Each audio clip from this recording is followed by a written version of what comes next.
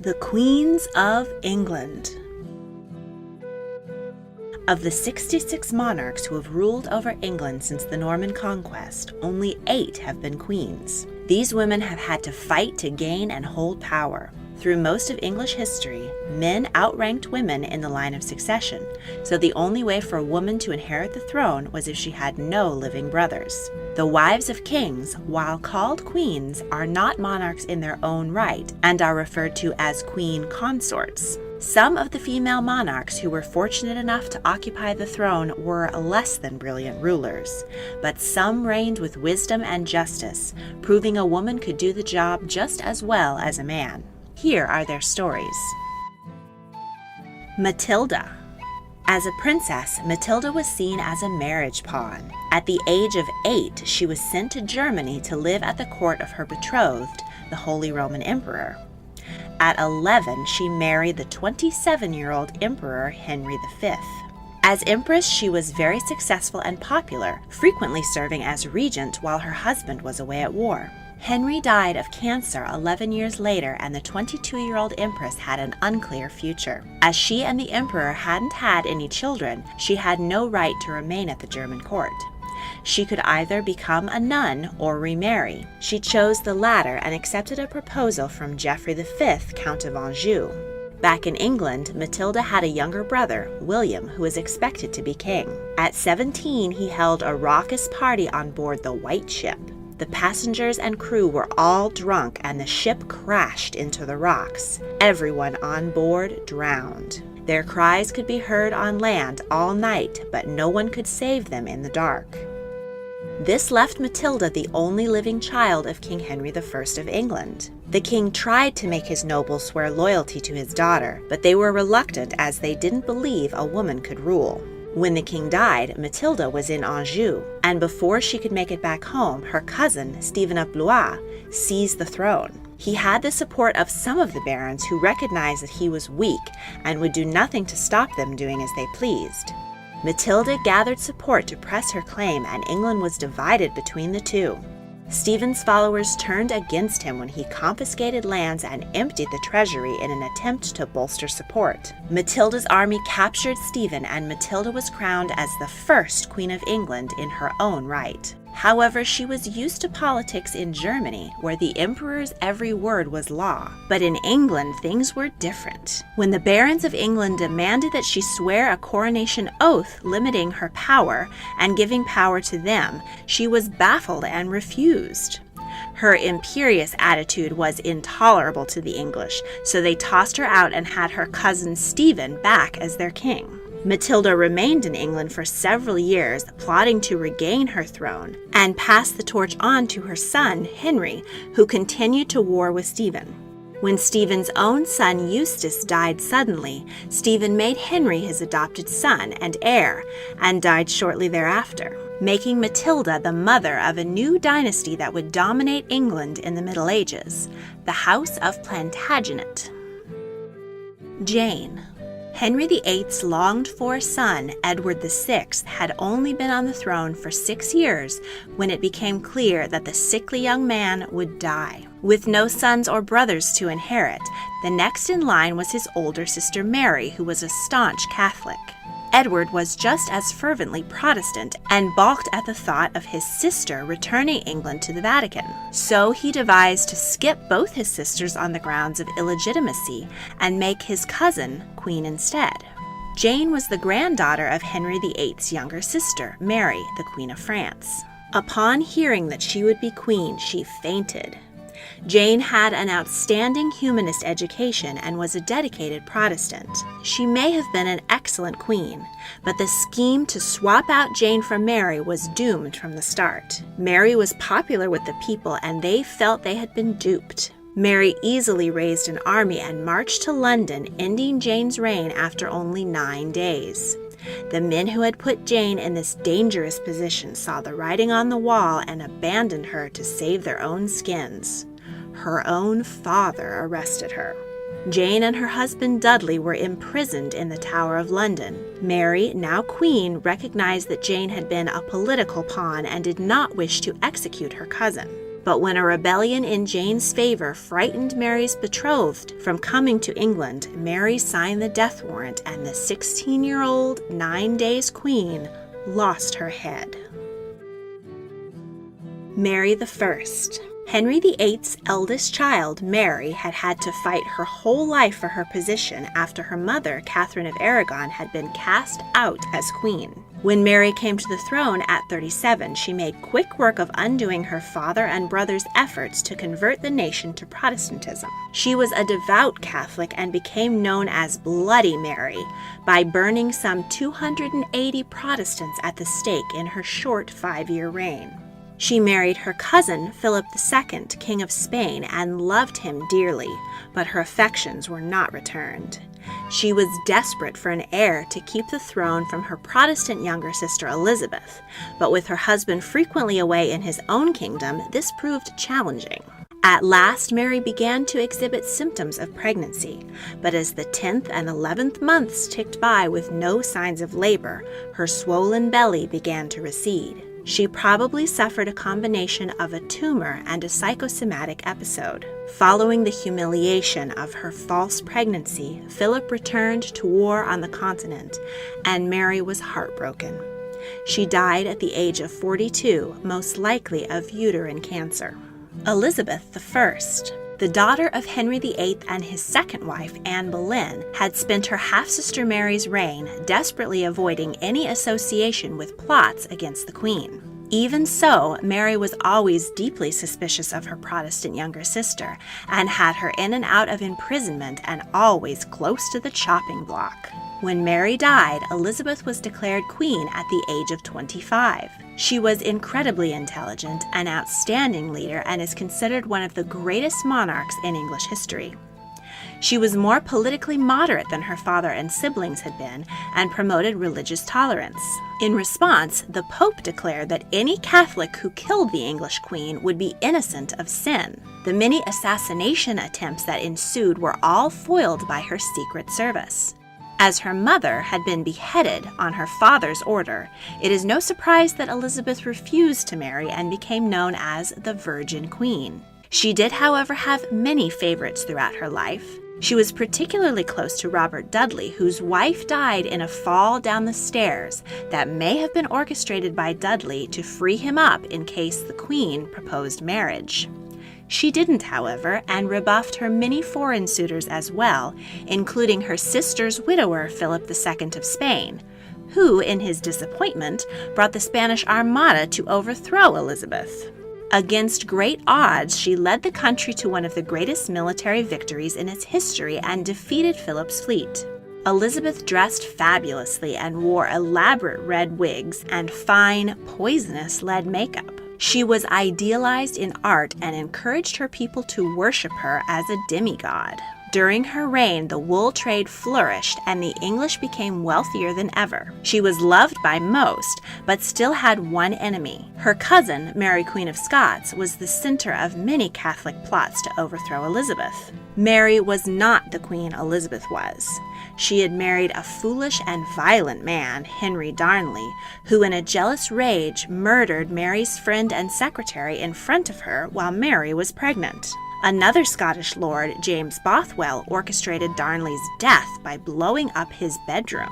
Mary then married Bothwell, and everyone suspected that she'd been involved in her first husband's murder. She was forced to flee to England, where she was immediately arrested. Elizabeth put off executing Mary for years. She had a horror of killing her cousin and a fellow monarch. But when Mary was found to have participated in a plot to have Elizabeth assassinated, Elizabeth signed the death warrant and Mary lost her head. Queen Elizabeth's 44-year reign was known as the Elizabethan era and was a time of stability and prosperity. It was a period of flourishing arts, led by the likes of Shakespeare, who wrote such timeless plays as Romeo and Juliet, Hamlet, and Macbeth. Exploration and colonization of the Americas was led by the legally sanctioned pirate Francis Drake, and by Walter Raleigh, who named Virginia after his beloved queen. Elizabeth died at 67, ending a golden era in England. Mary II. After a century of squabble over the throne between Protestants and Catholics, the Protestant majority was saddled with a dreaded Catholic king, James II. Parliament wouldn't stand for it, so they invited the Protestant William and Mary to peacefully invade the country and depose James. William was the Prince of Orange and ruled the Dutch. His wife and cousin, Mary, as the daughter of the deposed King James II, had a better claim on the throne, but she insisted that her husband be her co-ruler. This suited William fine, as he was not a man to play second fiddle to his wife. Because they were ruling at Parliament's invitation, Parliament finally got to call the shots. No standing army, no raising taxes, no going to war without Parliament's permission, and Parliament got to decide who was monarch. It was called the Glorious Revolution because royal power was redefined, free of bloodshed. King James made a bid to regain the crown from his daughter and son-in-law by raising Catholic troops in Ireland, but his forces were defeated at the Battle of the Boyne. William was more interested in his lands in the Netherlands and spent much of his time there, so Mary did most of the ruling in England. She promoted religious tolerance but otherwise understood her new royal position and stayed out of politics, primarily functioning as a ceremonial figurehead. 5 years into their joint reign, Mary died of smallpox at the age of 32. William deeply mourned his wife's passing, but the pair hadn't had any children, possibly because William favored the company of young men. The couple's heir was Mary's younger sister, Queen Anne. Anne. Like her sister, Anne was married to a Protestant prince, George of Denmark. He was an indolent alcoholic, and she had no interest in sharing power with him. Anne was the first married queen to rule on her own. She reveled in the ceremony and majesty of monarchy. In 1707, Parliament passed the Acts of Union, which finally made England and Scotland a single sovereign state called Great Britain. All monarchs from this point on would be known as British rather than English. A combination of the two countries' flags, called the Union Jack, became widely used. As several kings before her had male favorites, Anne had female favorites. The most significant was Sarah Churchill, ancestor of the World War II Prime Minister Winston Churchill. Sarah's husband was a top military commander, and Sarah's close relationship with the Queen made her the second most powerful woman in the country. Sarah was beautiful and charming, while Anne was plain, sickly, and shy. Sarah often used her influence to her advantage and wasn't afraid to disagree with the Queen. The couple were politically opposed. Sarah supported the progressive Whigs and Queen Anne the religious and conservative Tories. Anne grew tired of Sarah's political lectures and attempts to influence policy, particularly in prolonging the war on the continent led by Sarah's husband. Eventually, Anne transferred her affections to another lady-in-waiting, Abigail Marsham, who was young and demure, quite the opposite of Sarah. In the midst of this new relationship, Anne banished her first love from court. Queen Anne must have spent some time with her husband because she had 17 pregnancies. Tragically, most ended in miscarriage or stillbirth. It is believed by medical historians that Anne's numerous pregnancy losses were due to her having Hughes syndrome, which causes the blood to be sticky and thick. This would explain many of Anne's health problems, which confined her to a wheelchair later in life. Sticky blood has a hard time traveling through the veins of an adult, but it is near impossible for it to travel through the tiny veins of a fetus. A now commonplace medication, aspirin, would have thinned Anne's blood and saved her baby's lives. Anne's one great hope, her son, Prince William, died at the age of 11 of smallpox. With no clear heir to take the throne after Anne, it was important that Parliament decide who the next monarch would be. So they passed the Acts of Settlement, which laid down the rules by which the British line of succession is still decided today. The rules were, no Catholic will ever again sit on the throne. Only legitimate children are eligible, spouses of the monarch are not eligible, and male primogeniture, or sons would outrank daughters in the succession. That last rule was struck in 2013, but we'll get to that later. Anne's closest Protestant relative was Sophia of Hanover, who, despite being in her 80s, was determined to outlive the sickly 49-year-old Anne and take the throne. She almost succeeded, but a letter from Anne accusing her of plotting to take the throne so shocked her that she died 2 months before Anne. The crown went to Sophia's son, George, and a new German dynasty stepped onto the British stage. Victoria. Victoria was the only living child of her generation and was incredibly precious to the royal family. Her father died when she was a year old. She was raised by her controlling mother, who saw her only child as a meal ticket. The future queen was kept isolated from other children. She had to sleep in her mother's room until she was 18 and wasn't allowed to go up or down stairs without holding someone's hand, lest she fall and hurt herself. Her mother's secretary, John Conroy, tried to control her. He bullied Victoria to sign papers guaranteeing himself power when she came to the throne, but teenage Victoria was strong-willed and refused. Her uncle, King William IV, managed to live just past her 18th birthday so that she could take the throne without her mother pushing in as regent. Once Victoria was queen, she sent her mother away and basked in her newfound freedom. The Prime Minister, Lord Melbourne, was her mentor, and she appointed the wives and daughters of his friends as her ladies-in-waiting. When an election ousted Melbourne in favor of Robert Peel, the new PM wanted some of the ladies-in-waiting to be replaced with his own supporters' women. Victoria refused, and Peel resigned in protest. This was a big no-no. Monarchs were no longer allowed to take sides in politics, and those who did sometimes lost their head. The French Revolution was still in living memory after all. Victoria fell in love with her handsome German cousin, Albert of Saxe-Coburg and Gotha. The queen had to propose to him, as it would have been improper for a man to ask for a monarch's hand in marriage. At the wedding, she began the tradition of brides wearing white. Before this, women wore their best dress, whatever the color. Albert also introduced the Christmas tree, a German tradition, to Britain. Victoria was quite pleased with Albert in the bedroom as well, and the couple had 9 children. But what should Albert be called?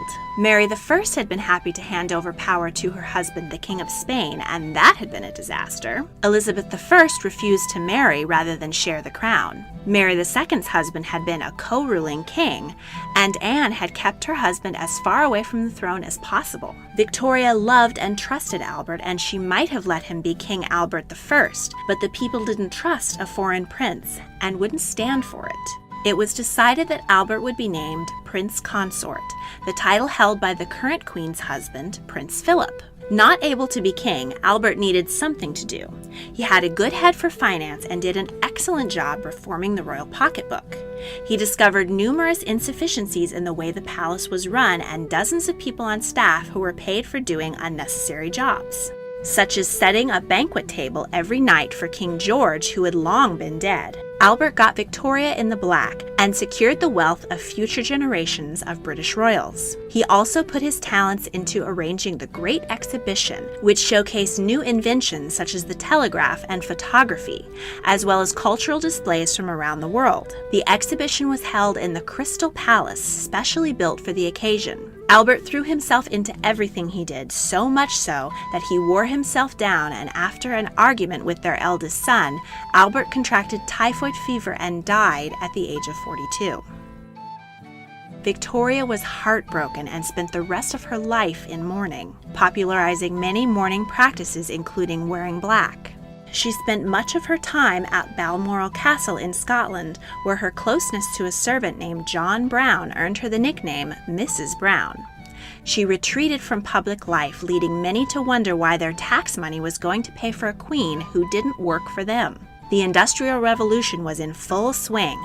The world had changed, and many believed there was no place for a monarchy. One Republican hung a "For Rent" sign on the gates of Buckingham Palace. But the government saw the use of the monarchy. The pageantry inspired the people to patriotism, And Victoria's 9 children made useful political marriages, spreading British influence all over Europe. Prime Minister Benjamin Disraeli coaxed the Queen out of her hiding with a grand ceremony crowning her Empress of India. While Victoria had been hiding, her armies had been busy conquering and colonizing a quarter of the planet and creating the largest empire the world had ever seen. It was said that the sun never set on the British Empire, and Disraeli wanted the millions of subjects around the world to see themselves not under a conquering army and a bunch of bureaucrats, but under a matronly and regal queen.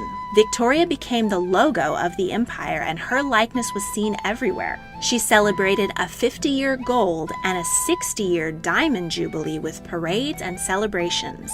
By the end of her life, Victoria had 90 living descendants, many of whom carried her genes for porphyria and hemophilia, the disease that would cause the downfall of the Russian royal family in 1917. Victoria broke the record with her 64-year reign and set the pattern for British royals to be the focus of ceremony and emblems of their people, but not involved in politics. Elizabeth II. Elizabeth was never meant to be queen, but when her uncle Edward VIII abdicated amid scandal in order to marry American divorcee Wallis Simpson, Elizabeth's father became King George VI. The royal family were very popular during World War II. They refused to abandon London even when Buckingham Palace was bombed. The young Princess Elizabeth had served as a truck driver and mechanic in the Auxiliary Territorial Service. Elizabeth was in Africa on a tour of the Commonwealth when her father passed away suddenly, and she unexpectedly became queen. She was 25, the same age that her namesake had taken the crown. Her youth and glamour were an emblem of hope and a source of escapism for Britain still recovering from the devastation of World War II. Her coronation was the first to be televised and spurred thousands to buy their first TV. By her side was her handsome husband, Prince Philip. Philip was a member of the Greek and Danish royal family, but had become a British citizen upon his engagement to Elizabeth. The two had been introduced by Philip's uncle, Louis Mountbatten, and when they fell in love, Louis was thrilled that future generations of the British monarchy would be named Mountbatten, but it was decided that no, the name of the royal house would continue to be Windsor.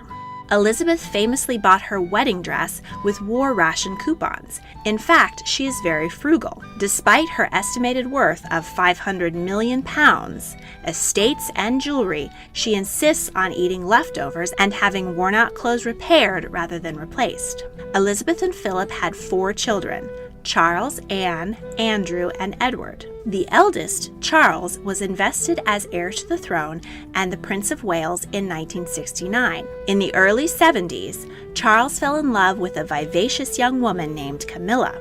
The pair dated for several years, but it became clear that the royal family would not accept a marriage between the couple. Camilla was not a virgin, and she wasn't from the right sort of family. Seeing the situation as hopeless, Camilla accepted a marriage proposal from another man, but she and the prince couldn't keep away from each other. They continued an on-off relationship even as Charles married the woman hand-picked for him, Diana Spencer. Diana was demure and beautiful, seen as a fairy tale princess, but the public didn't see the unhappiness in her marriage until later. On their honeymoon, Charles was more interested in reading than in his new bride. He tried to stay away from Camilla at first, but they rekindled their affair, and the Queen had very little sympathy for her lonely daughter-in-law. Diana became incredibly popular with the people, both for her glamour and for her charity work, particularly with victims of AIDS and landmines. She was known as the People's Princess and the Princess of Hearts. So in 1992, when Diana and Charles split and the unhappiness of their marriage was exposed, Charles and Camilla got the blame. That same year, 2 of the Queen's other children were divorced, Anne from Mark Phillips and Andrew from Sarah Ferguson. The Queen called 1992 her annus horribilis, or horrible year, because on top of all the drama with her children, her favorite home and namesake, Windsor Castle, caught fire and was partially destroyed. When it was announced that taxpayers would foot the repair bill, the people were outraged. The queen was already exempt from paying taxes on her massive fortune, and on top of that, she received millions of pounds a year from the government. Many didn't and still don't see the sense of public funds going to a monarchy, the symbol of an outdated system. The queen finally conceded that she would pay income tax and pay allowances to minor royals from her own pocket. In 1997, Diana died in a car crash in Paris, and the outpouring of grief around the world was enormous, but was met with silence from the Queen. Charles reacted immediately with sadness at the loss of the mother of his children, but the Queen remained hidden for over a week. The people saw this as cold-hearted and out of touch. Prime Minister Tony Blair finally convinced her that she needed to make a statement. Queen Elizabeth's reign has seen the British Empire come into the modern era, and that includes the loss of most of its territories, now part of the Commonwealth or entirely independent nations. She has become the face of Britain around the world, and not just on stamps. With the jet age, she's been able to go to dozens of countries in person on state visits. As always, the monarchy has teetered between popularity and ridicule. Charles, who will be the next king assuming he outlives his mother, finally married his lifelong love, Camilla. At least they're happy because public sentiment is mixed. Charles and Diana's eldest son and probable future King William married a commoner, Kate Middleton. His younger brother, Prince Harry, married African-American actress Meghan Markle, propelling the royal family further into modernity. The two couples' glamorous weddings and adorable children have gone a long way to win back the hearts of the people. In 2013, just in time for the birth of Will and Kate's first child, a new Succession to the Crown Act was passed, giving daughters equal importance to sons in the line of succession. So in future, the ratio of queens to kings will be closer to 50-50. In 2015, Elizabeth surpassed her great-great-grandmother, Queen Victoria, and now holds the record for the longest reigning monarch in English history. It remains to be seen what lies in store for the future of the British monarchy. If you enjoyed this video, please consider supporting me on Patreon and help me make more fascinating videos. Patrons get cool perks like exclusive content, mentions in videos, and can even request video topics. A link to my Patreon is in the description. Thank you for watching.